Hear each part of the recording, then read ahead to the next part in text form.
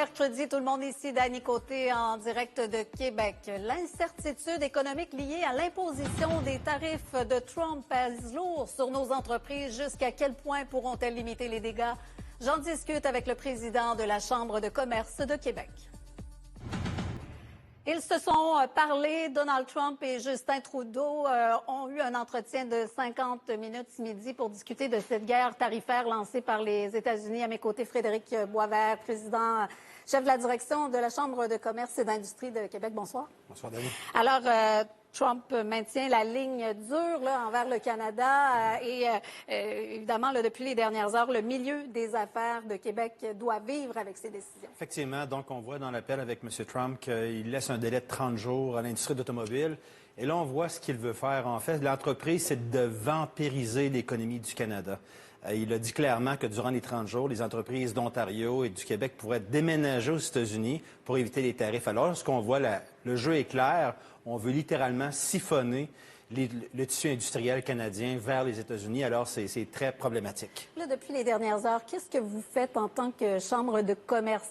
Comment réagissent les gens d'affaires? Premièrement, moi, j'ai des rencontres quasiment aux 3 jours avec le ministère des Finances du Canada. Ils font des mises à jour sur les tarifications, les impacts sur les entreprises.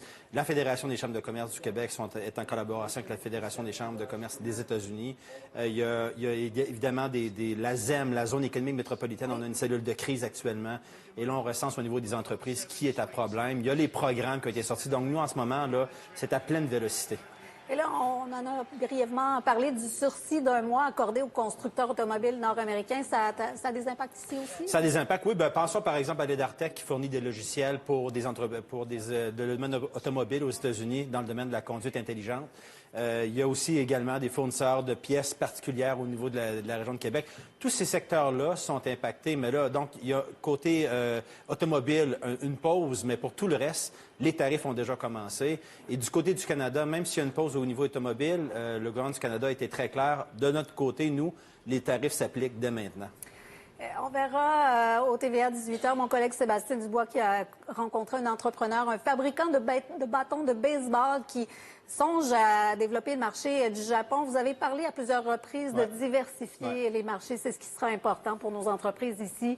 Là, il y a même une alliance avec la Chambre de commerce de France. Oui, en fait, on a fait un communiqué aujourd'hui. Donc, on donne des exemples concrets d'entreprises comme Optel, par exemple, dans le domaine de la traçabilité. C'est un joyau technologique à Québec.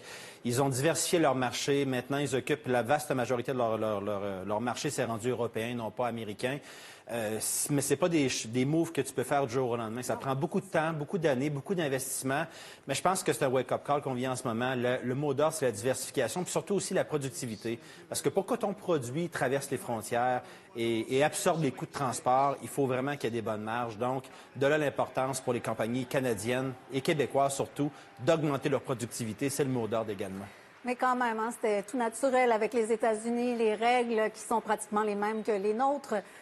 De l'autre côté, en Europe, là, c'est difficile parfois. C'est très difficile de percer le marché. En fait, on parle de l'Europe, on parle de l'Afrique, on parle de l'Asie.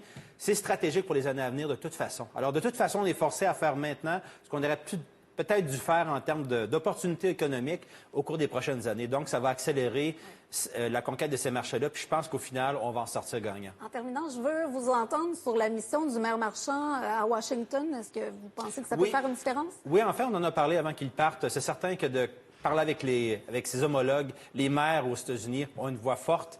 Ce qu'on veut au final, c'est que tant au niveau du consommateur américain que des maires, qu'ils parlent d'une seule voix pour dire que cette politique de tarifs-là mènera nulle part. En tout cas, on aura l'occasion de se reparler. M. Boisvert, merci d'avoir été là ce soir. Merci, Dany. Au revoir.